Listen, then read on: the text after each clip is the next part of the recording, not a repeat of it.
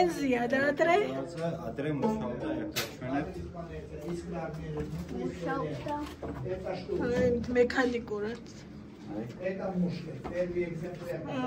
ხელით ატრიალეთ. წნევით აბრუნებდა წყალი. წნევით რომ უთამდა ძირითადად შენდებოდა ჩანჩქერებთან. ეს არის ეს აი აქ კესერი, როდესაც მასალა შემოიტანე, ახლა მასალას ის გარეკეთი ამით უთავდებოდა.